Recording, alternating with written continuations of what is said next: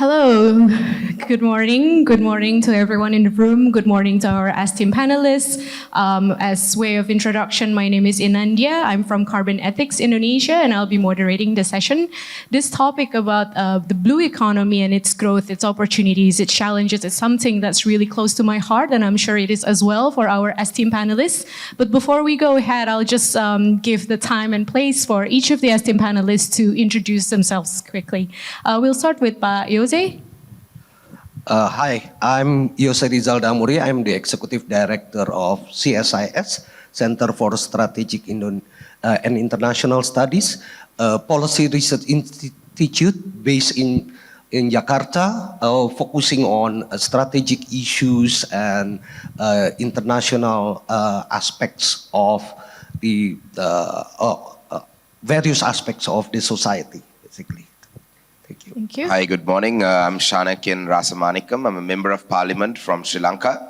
And this topic is of high interest to me because I represent a district that is on the coast, and my political party, also the party that I represent, we represent the north and the east of Sri Lanka, so the northern coast and the eastern coast. And a fun fact is that ethnically I represent a Tamil community, and the Tamil community lives in the 2/3 of Sri Lanka's coastal belt. So this topic is of high interest to me, so I'm glad to be part of this panel and look forward to sharing some insights with all of you. Thank you. Hi, good morning. Thank you very much for having me. My name is Malshini Senaratna. I'm the Assistant Head of Department for the Faculty of Business and Finance at the University of Seychelles, and I'm also the Director of EcoSol Consulting. My PhD is focused on blue carbon ecosystems, the management and preservation of in the Seychelles. I'm very excited to be on this panel today. I look forward to a very good discussion. Thank you. Hi, my name is Sri Kumar. I'm the head of a company that actually carries out seaweed farming on a very large scale. So our company is actually based out of India in Bangalore. That's where all the research and development and engineering and applications are. But our farms are all deployed in Indonesia. And just very recently, we inaugurated a 100-hectare, the world's largest seaweed farm in Indonesia on the island of Lombok. And that's actually a forerunner of more such farms to come. Basically, we believe that seaweed farming is the next frontier of agriculture, and we are basically enabling that. Thank you so much for the esteemed panelists for the introduction. I think the audience here would know that we have policy analysis. We've also got government, academics, business practitioners here on the panel. So without further ado, I think we've got our first question, which is about how can countries collaborate to ensure sustainable utilization of marine resources while protecting the marine environment and biodiversity. I think we all know when it comes to economic development due to commodity that's coming from coastal areas, that's not something that we're struggling with. But to preserve that imbalance together with marine environment and biodiversity protection, that's the tough part. So I think before we go into more comparative collaboration on how countries can do that, maybe I'll ask Pak Yose first on the policy side itself. Yes, there are actually a lot of areas, many areas of collaborations that can be enhanced in order to have more sustainable utilizations of the coastal area, ocean area, what we call a blue economy. Say for examples on the infrastructure developments, we can also have a collaboration and cooperations on the regulatory framework. We can also have collaborations in capacity buildings or skill formations. There are a lot of things that we can do, many things that we can do together. But we have to remember that all of those initiatives are costly. Costly in terms of either financially or in terms of politically. some areas of cooperation, such as harmonizations of regulatory framework, how to deal with illegal fishing, for example, how to come up with regulations that can promote sustainability. It's not much costly in terms of the financial, but it's costly in terms of political. Yeah. How some countries need to trust one another and then come up with some similar or harmonized regulations, and to deal with a lot of activities in a good manner. I'm really sorry. Well, No worries. yes. So basically, that's what we need. What we need to consider first. In terms of infrastructure development, for example, all countries will be agreed about infrastructure developments. We need a lot of infrastructure development, but it's costly in terms of financial, because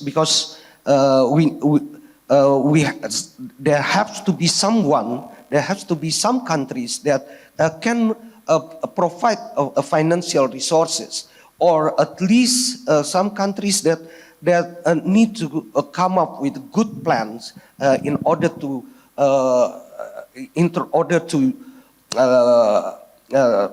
Okay. well, but you got my message. Yes. Basically, that there are a lot of areas of cooperations that we can try to explore more. But in order to do that, we have to take a look at what kind of policy areas that can be done realistically. Yeah. Yeah, thank you, Pak Jose. So we're talking about how do we unlock the financial possibilities through political will, basically, as well as policy harmonization. I think I would like to go to Malshini from Seychelles, actually, and if you could give us some examples of where this might have worked somewhere else, on how can these countries collaborate and unlock those opportunities financially. Yes, thank you. I think that was a great intervention. It raised a few points as well that I would like to touch on. But from a Seychelles context, we launched our Blue Economy Framework in 2018.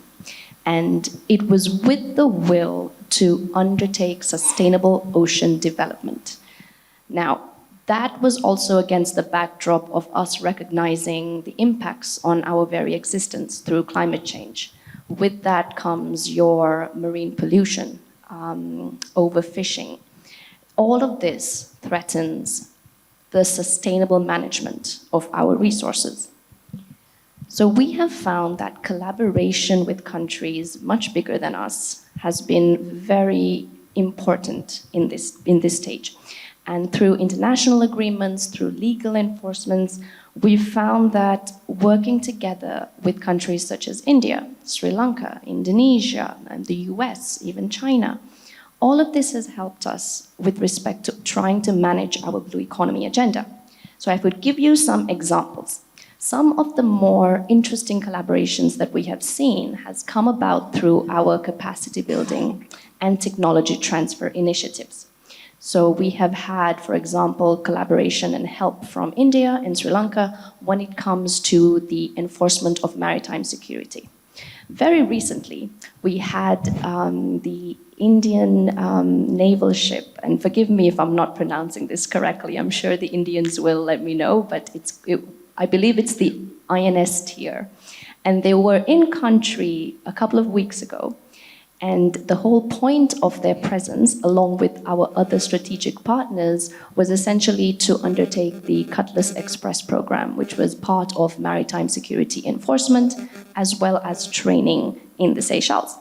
And the country obviously took the opportunity there to reinforce their commitment to maritime security. And for Seychelles, this is obviously a great thing.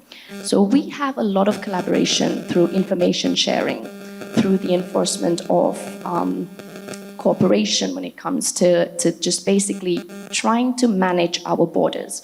Because for reference, the Seychelles is 115 islands. It's a population of 104,000 people. That is it. And it's got 1.3 million square kilometers of ocean space as compared to 455 square kilometers of land. So if you do some quick math there, you will realize that we don't have the population or the resources or the capacity training to manage those borders. So last but not least, we've also been very ambitious in our plans to manage our ocean. And what we did in 2020 was the government declared 30% of its exclusive economic zone a marine protected area, thereby partially meeting that SDG well ahead of the 2030 goal.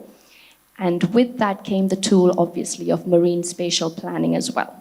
So now we are in this phase of trying to very delicately balance not just our biodiversity goals, but also trying to ensure that we meet our national economic needs. And I will agree with Jose on the point that he made that it could be costly with respect to collaboration, especially from a political perspective. But this collaboration is imperative for countries like Seychelles if we are to remain in existence and if we are to move forward. Thank you. Thank you, Malshini. I think we discussed about political will quite a number of times. If we got a member of parliament of Sri Lanka in here, Shanakian, if you have any view on this. Well, on this topic, I'd look at it on 3 points. One is when it comes to marine-related economy, I think in the Indian Ocean, it's very important to have stakeholder discussions on a large number of investments, because investment in this specific field will also mean that local fishermen or local people who are part of this economy have also a voice in it, or should have a voice in it. I'll give you a few examples as to why I say that. We do encourage large investments in Sri Lanka being an island in itself, or even just like Malshini mentioned, island nations. The local population also depend on this for livelihood, but we've had instances where, I'll give you an example about sea cucumber. We've had instances where some multinationals, they call themselves multinationals, get approvals for sea cucumber farming, but then actually end up eating into the resources what the locals are meant to have. There is no real sea cucumber farming happening, but they actually harvest the sea cucumber that's naturally produced. Then we have the bottom trawling. The bottom trawling is a huge problem in the Indian Ocean. Large people who have access to power engage in bottom trawling, and the locals are then forced into looking at illegal means of fishing, like they use dynamite in the ocean that destroys the fauna and the future of the fishing communities is destroyed because the locals are pushed to this extent. Then they also use high-powered lighting that attract all the fish, so all sizes of fish are caught. Then they use illegal tools, like they use nets that have very small eyes on it that will catch from the smallest to the largest fish. So some of these issues need to be discussed with the stakeholder, the local population also. This is not just in Sri Lanka. This is a common problem in the Indian Ocean. And then going further, being an island, sometimes if you take a walk around Sri Lankan coast, you see the beaches are so, there's a lot of waste or a lot of garbage on the ocean. And some may think that the Sri Lankans have littered these beaches. But if you spend a few minutes and pick up some of the waste, there's waste from, if you take a plastic bottle, sometimes the writings in plastic bottles are from countries that are thousands of kilometers away. So this is all waste that's dumped in the ocean that ends up getting washed up on our coast. So, in terms of a developing country, we have very little resources already for infrastructure. So I think developed countries or people who are responsible for dumping these waste at least should, take on the challenge of helping countries like Sri Lanka to clean up this waste. But what we see is, I can give you two more examples. We had 2 ships that burnt off the coast of Sri Lanka, the Express Pearl and the Blue Diamond. And, the impact of these two ships that burnt off the coast of Sri Lanka, the estimates or the experts say that some of the impacts will last for 100 years. Yeah. So, the local fishermen are impacted by these actions. So, one way out of this is to actually invest in local fishermen to give them better technology so that they don't have to resort to ways that are illegal. Yeah. And also something that was mentioned yesterday in this forum, I think, was that, Asians don't focus on Asia and that, it's more looked at an Indo Pacific context. So I think all Asian countries or all countries in the Indian Ocean who have similar interest in this, fishing or marine economy or in this field should get together and collaborate. And I think ORF should take the lead on getting us all together to actually at least discuss about actual possible solutions. And that is one thing. And also I'd like to conclude with talking about connectivity. And I think land connectivity is absolutely essential for development. Sri Lanka and India are talking about land connectivity now.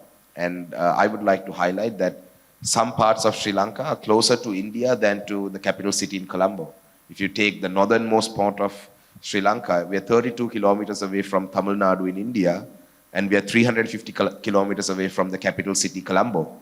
So there are better opportunities in terms of economy for both countries with land connectivity and also sea connectivity.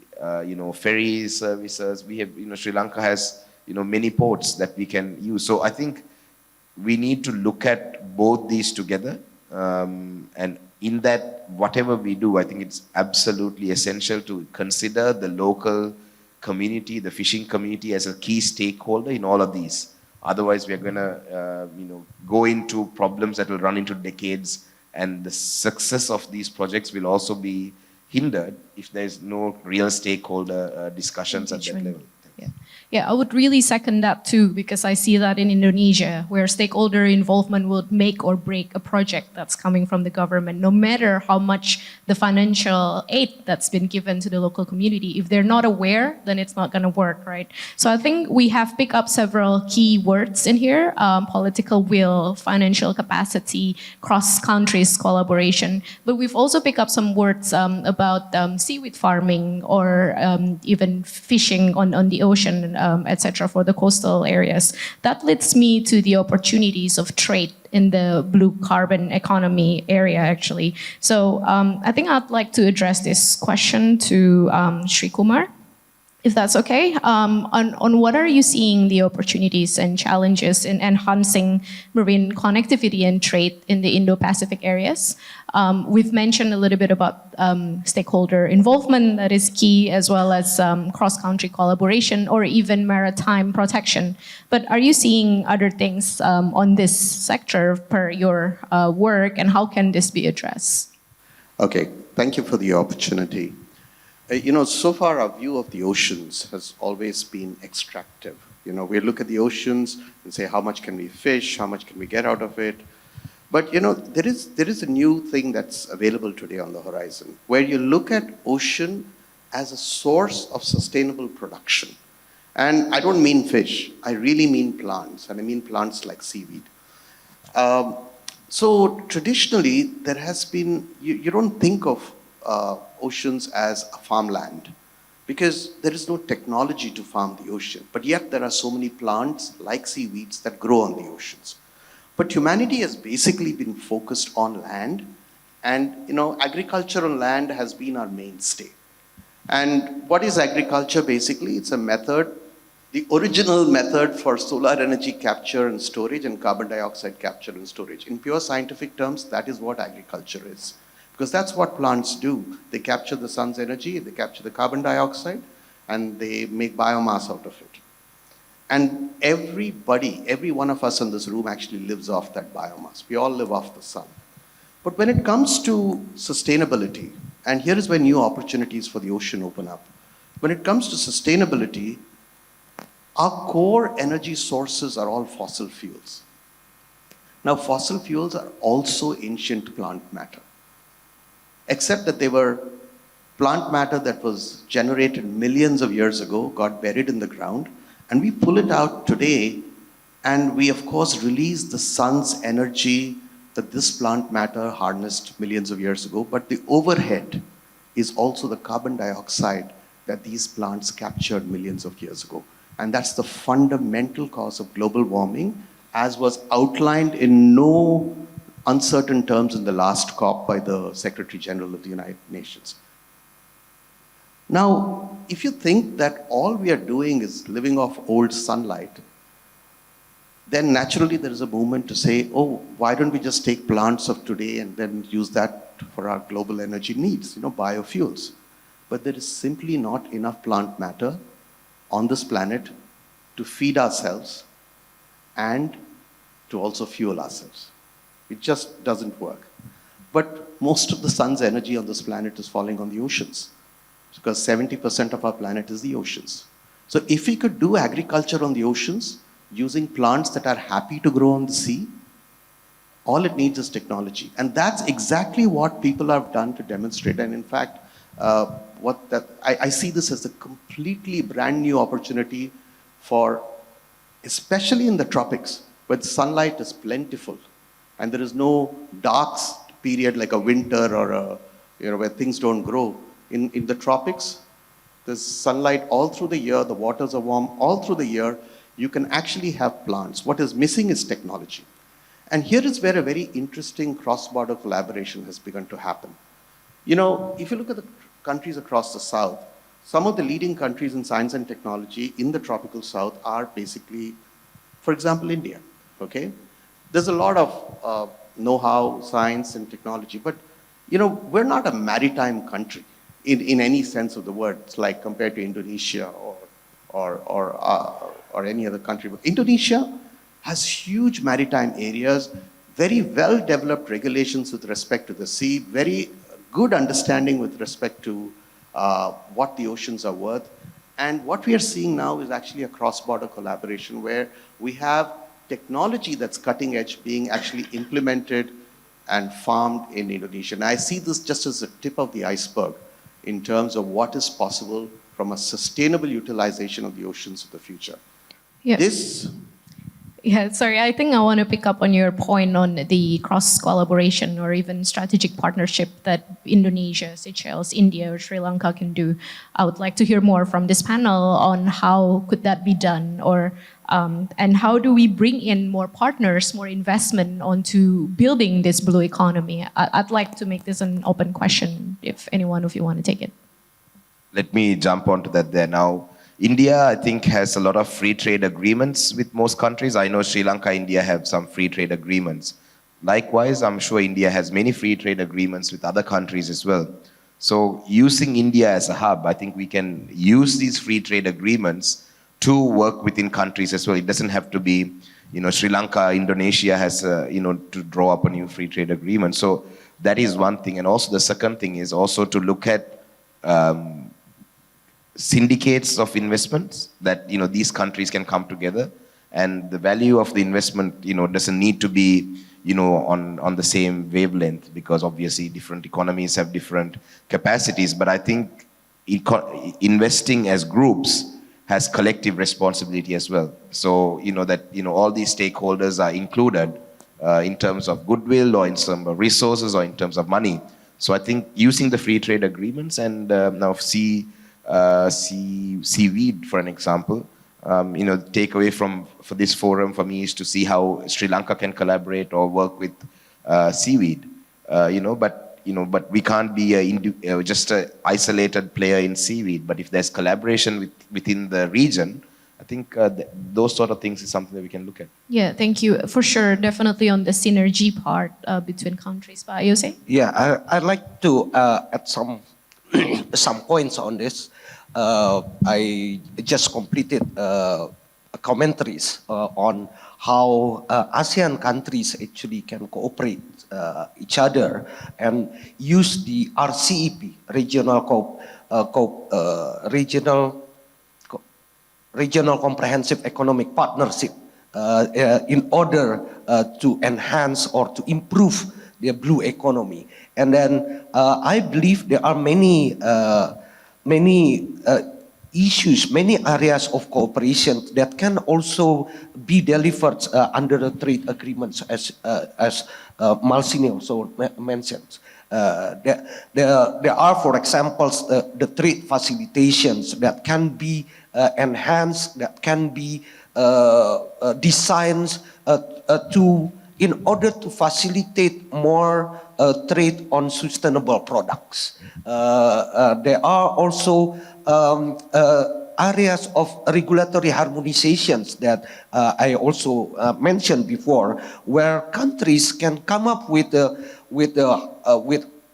set of regulatory framework, a set of standards that need to be obeyed, need to become complied in that area, and countries can together collaboratively to enhance the implementations of those standards and regulations. That those kind of things do not need a lot of financial resources, but it requires a lot of a political will, a lot of perhaps some kind of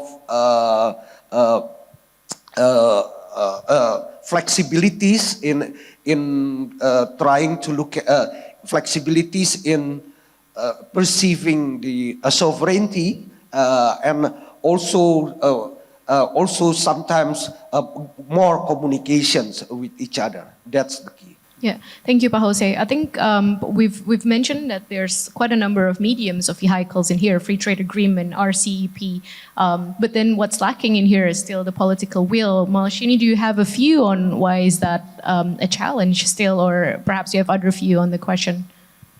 Okay, thank you.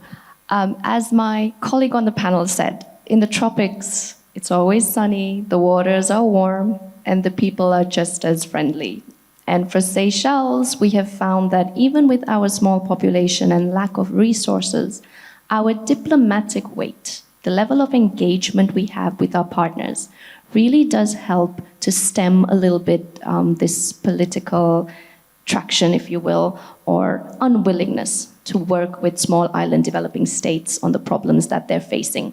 So you had initially asked us as well what countries are doing with respect to collaboration. And for Seychelles, I've already mentioned countries like India, Sri Lanka, very helpful when it comes to our maritime security and the enforcement of that space. But also Indonesia recently has entered the narrative as well. And as recently as last year, they have started talks with the Seychelles with respect to the blue carbon space.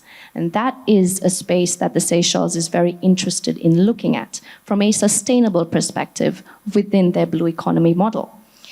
I would have to end this by just saying, we have diverse stakeholders in this space, and if we leverage these strategic partnerships well, we would be able to unlock to a large extent the potential of our blue economy model. Thank you. Thank you so much for that. Any other view from the panel on this? If not, I'll take questions from the audience. Sure. I'll just add one last thing. It's just a practical example about how legislation or global standards have also has increased the risk of the marine ecosystem. For an example, Malshini and I was talking outside about canned tuna. So countries that purchase canned tuna, specifically European countries, look for specific certification. I think one is called MSC, where the fish is not caught from an extinct area or a risk area. But what you see is that the certification is only certain companies are able to get the certification. And most likely is that the fish is caught from all parts of the ocean and not from a specific region as stipulated by the certification requirement. So what this does is we create a monopoly, because people who have the certification purchase the fish from people who don't have the certification, but that doesn't really maintain the intended purpose. The fish that's supposed to be protected, or fishing areas that are supposed to be protected, are still being exploited not by the actual fishermen who go out fishing, but only by the people who have the certification. Now, look, I'm not generalizing all of them and saying that all of them do that, but there is this certification only doesn't help fix some of the issues that we face. Also with investments as well.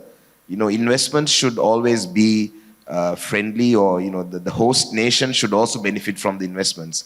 But some initiatives we've seen, I mean, if I was to specifically mention the Belt and Road Initiative is one example where the sea routes and the land routes are to be connected. Sri Lanka is one of the countries that caught into this. And now we see a situation where we've seen places of strategic importance being taken away as just pure real estate with zero impact or zero use for the host country. So I think when we look at investment, which is why the Indian Ocean countries should get together and be stakeholders in collective investment decisions in the region. So I could relate to the maritime security concerns. My colleague from Seychelles, she's also originally from Sri Lanka, so she has, we can share a lot of, security concerns that both countries have as well.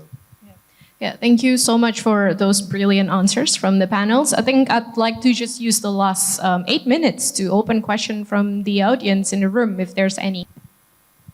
Could you please introduce yourself as well as the question? Thanks. Okay, thank you. Selamat pagi and aloha. I'm from the East-West Center. I research environmental governance issues, a lot in Southeast Asia. And thank you for ORF and FPCI for putting on a wonderful event, convening everyone here. And this has been a really interesting panel.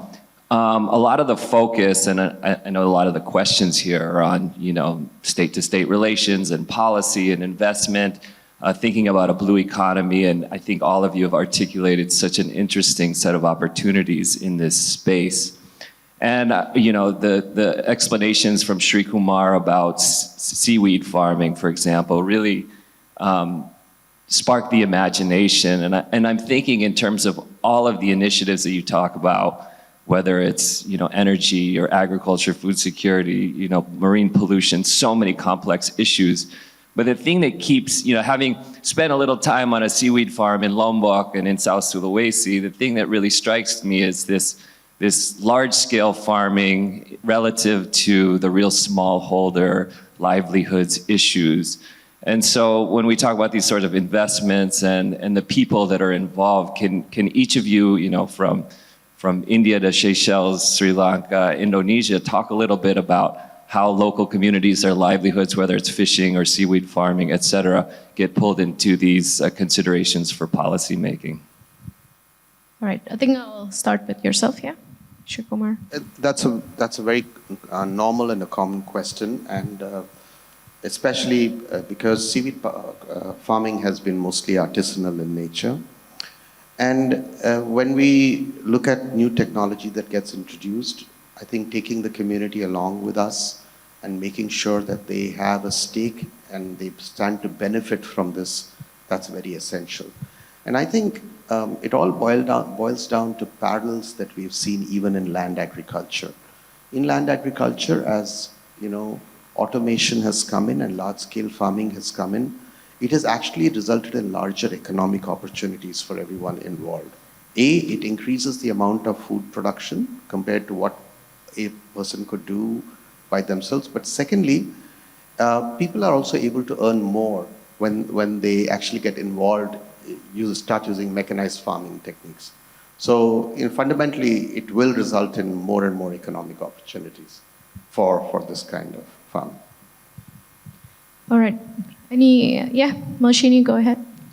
So if I got your question right, you were asking about how community can benefit from these initiatives, right? So Seychelles launched the world's first blue bond a couple of years ago. It was valued at $15 million. And part of that was to restructure our debt so that we could earmark some of that debt into marine-related projects. And part of the revenue was sent directly towards grant funding community projects and ventures that focused on how to better manage our marine resources. I myself have been a recipient of this grant funding, and I can tell you that it's a very good initiative to have in a small country like Seychelles, where access to financing remains very difficult. All good. Okay, I think with that note, we're also running out of time.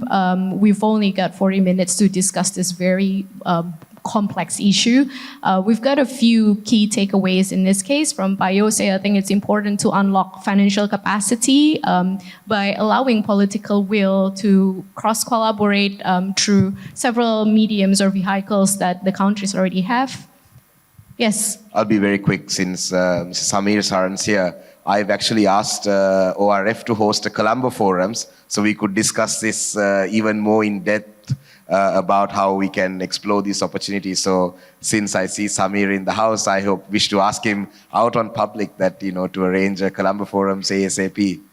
That's very convenient. Thank you so much for reminding that. We'll probably have a backroom conversation after this on this topic. But just to wrap up as well on the cross-collaboration for enhancing maritime security as well as blue economy requires strong strategic partnership. And if that is unlocked, we can definitely help the coastal pollution issue as well as with the stakeholder involvement. And with that, the next level is to unlock the trading opportunities, right, in the Indo Pacific countries. So I think this has been a very fruitful discussion, and I would like to stay here for another 1 hour if possible, but we got to move on. So thank you very much, our esteemed panel, for leading such an interesting discussion. Thank you so much. Thank you, everyone. Thank you.